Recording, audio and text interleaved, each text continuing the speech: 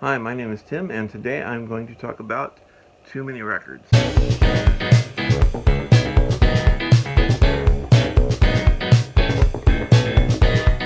A few months ago, Matt, the owner of the Too Many Records YouTube channel, decided that he did indeed have too many records, and decided that he was going to do something about it. He was going to hold a get-together in North Hollywood, right by where he lives, and sell a good portion of those records.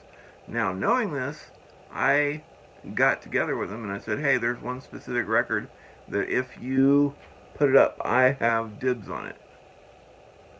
And he said, okay, it'll probably survive the sale. No big deal. It should be there after the sale.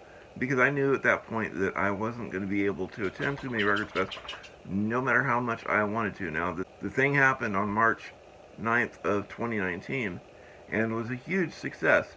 He was sponsored by several companies, not the least of which were Amoeba Records and Run Out Groove. And he also had 3 bands play live acoustic sets as well as having a Q&A.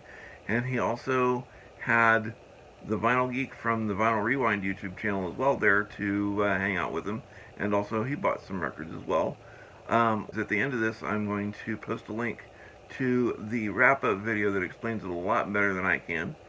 But afterward, he still had quite a bit of records available. And I was going through the list, and lo and behold, I didn't find the record that I'd been bugging him about. And I thought, okay, no big deal. It must have sold I'll Live, no problem. So I went through and I picked out 3 other records that I was really, really interested in. And I said, hey, Matt, I want these. Can you get them for me? And he said, sure, no problem. Oh, by the way, I found that other record you're looking for. And I thought, oh, great. So, okay, well, I'll tell you what, I'll put you these 4 together and send them to you for this price. And I thought, okay, that's perfectly fine. And we made the deal, and I paid him, and everything was kosher. And then he came back and said, well, I can't find the Bob Dylan album that you were looking for, so I'll give you a little bit of money back that you paid me. And I'm like, okay, that's perfect. I don't mind. Go right ahead. Because as far as I knew, I was still getting everything else I wanted. And I did. And guess what? I'll show you the package right now. The package finally arrived today.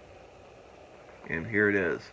Now, if you notice, I'm not showing the label side for obvious reasons. But this side's kind of cool to look at anyway. Anyway, I kind of jumped ahead, so this is not going to technically be an unboxing, but I am going to show you what I got in the box. So, first of all, let me put that back down, and I'll show you the first thing that I pulled out of the box was King Crimson, Starless, and Bible Black.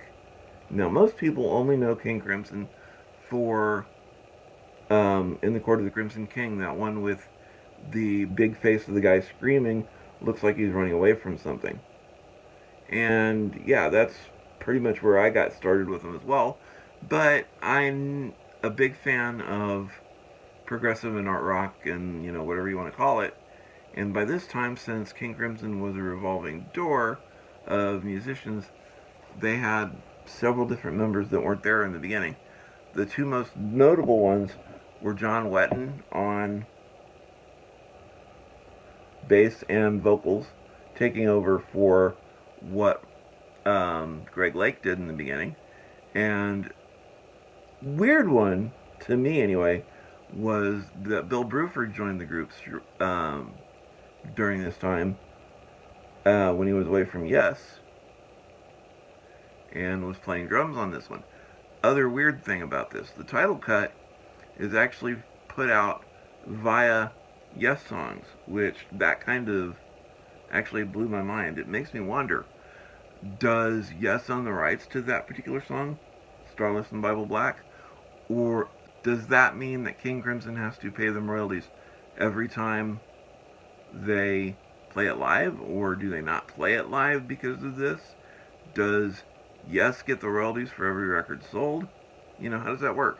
If you know, go ahead and give me a comment down in the comments below, and you know, we'll figure this thing out. I really honestly don't know. Now, as far as I know, this could be an original pressing. I don't know. It's in pretty good shape, as you can see. There are, if you can see it down at the bottom, a few water stains, but that's no big deal. It didn't affect the quality of the record itself. The record is in pristine shape. You know, I can't wait to go listen to it. I haven't heard it yet. As a matter of fact, I haven't heard any of the ones that I'm going to be showing you yet, but I'll get to that. Anyway, that's record number 1 for you. Moving on to another one that I was actually kind of excited to see. I've kind of been into this band for a while, but I've really never bought their stuff until it showed up on Matt's list. That would be this album right here, which I don't know if you can see it from the shine. There we go. This was Big Star's second album, Radio City, and this was really their final real record that they put out, because there was a lot of turmoil within the band. But that's explained better than I could ever explain it through a documentary that I saw on them. I don't know off the top of my head what the documentary is called, but you can look it up. Most of the time it is on Netflix. You can just look up Big Star, and it should be there. If it's not there, you can find it on Amazon as well. Now, the way I discovered Big Star, I'm going to put this down, is that I was really into that 70s show. And I thought, hey, let's find out what the opening track is, because that track is really awesome. What I found out is it was actually a cover version by Cheap Trick. What I did is I looked up that 70s song, and that's when I discovered Big Star. And I listened to their first album, and I really, really liked it. And of course, I immediately downloaded In the Street from the first album, because I really liked that song. Naturally, of course, it doesn't sound like the Cheap Trick version from the TV series, but c'est la vie. It was still really good, and the rest of the album was really good as well. And I finally, when Matt had this on his list, got around to picking it up. And it's still sealed, so it's a later pressing, I assume anyway, because of the fact that it's still sealed. And I have listened to it on Spotify and the like, and I really like the album. It's kind of the Memphis sound. It's one of the last records that was put out through Stax, and it's really, really good. Now, here comes the fun one, the one that I've been bugging him about for months, the one that I've been building up this entire video for, the one that I have been wanting in one form or another for years, and I guarantee you've never seen a record like I'm about to show you. And here it is. Are you ready?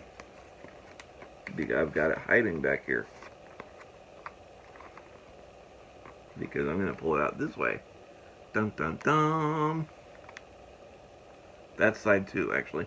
Let me flip it over and I'll show you side 1. And ooh, I'm holding it by the corners. You're thinking, but no, I'm not. If you notice, I'm nowhere near the surface of the actual playing area. Now, what this is an early Rhino release. I don't know if you can see it there because it's kind of tilted, but it's by a band called Gefilte Joe and the Fish. And it's called Hanukkah Rocks, and it's a bit of a comedy album. It's got 4 rap songs performed by some 60-something Jewish guys. That is to say, they're in their 60s, not that there's 60 of them.